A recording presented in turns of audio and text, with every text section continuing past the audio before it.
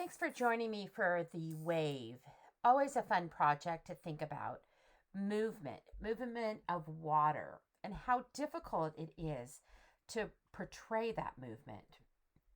So, you should have your notebooks out and your paper turned to the side, and we're simply going to draw the ocean coming across our paper.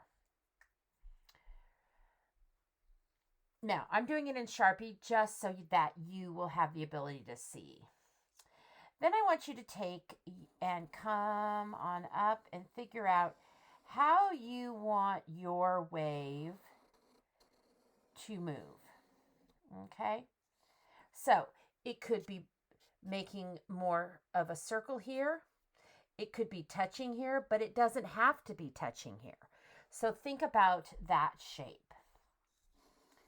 And today I gave you some oil pastels. So I'm hoping that you have access to those. And so what I'm going to do is I'm going to take a dark blue oil pastel, and hopefully you'll go over your wave with that dark blue. So what we want to think about is that our wave is going to be darker in sections. So if you want to do the division like I have done up here and do it somewhat symmetrical, that's a choice. This one was done in marker. This one was done in oil pastel. If not, I want you to start to think about how you can just kind of do this as a really simple, easy oil pastel project. So you always want to color how it flows. So I'm just flowing the color of the ocean across down here. So it's flowing across.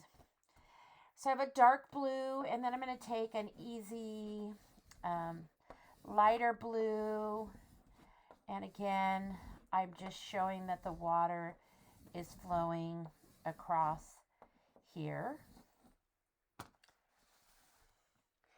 Sometimes we have a kind of a turquoise, but sometimes I just add like a lighter green in there. And when you're adding the green into the water, you want to not add as much as you have added the blue. I also have this color called Sea Foam. It's an oil pastel. It's one of my favorite colors. And I think it is called Sea Green on the oil pastels. So this is a really fun color. Now, what I'm going to do with this color is I'm not going to use my fingers to blend it. I'm actually going to use Sea Foam over all of the oil pastel that I've already put here. And I'm going to use the Sea Foam to blend it. So I'm moving across the page here, and I'm blending with the oil pastel so that it looks like it's all flowing nicely. And the areas that I left white, that can be filled with the Sea Foam, and it'll look very natural. So, and I can just flow off my paper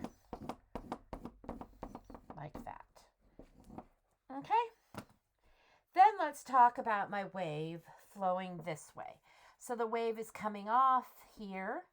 It's also coming around here. So I probably want to start by making a curve here and then adding a little bit here. And then I'm going to start that wave and the fact that it's arcing here and it's flowing here. And then I'll go back in with my easy blue, my lighter blue, and same thing. And really what this lesson teaches us is to think about how water would flow. And then I go back in with my Sea Foam oil pastel, and I use that to blend it. So but always coloring in the direction that the wave flows. Always coloring in that direction.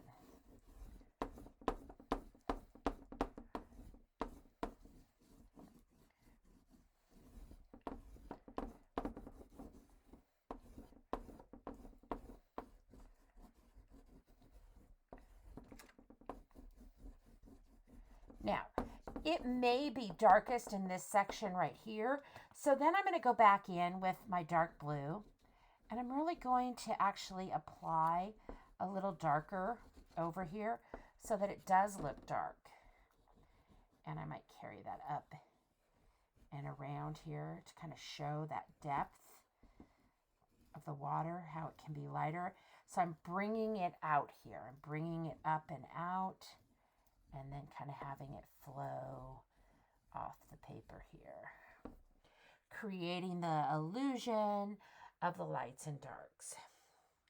So depending on where you want your sun to be, what you want to think about is, especially in a sunset, that your entire background is going to be yellow. So the first coat that I'm putting on is the yellow for the background.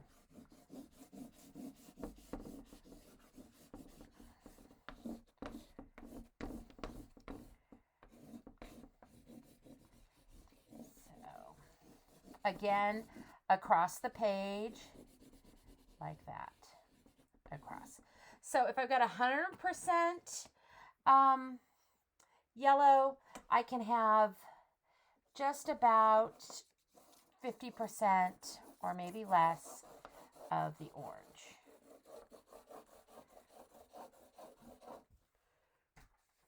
Like that. Now, to blend it, I put the yellow and the orange. You can either use a white, or I'm going to go back in over with the yellow, and I'm going to put another coat of yellow over that orange to kind of mix it in there so that it really kind of mixes in and it looks like the orange is supposed to be there.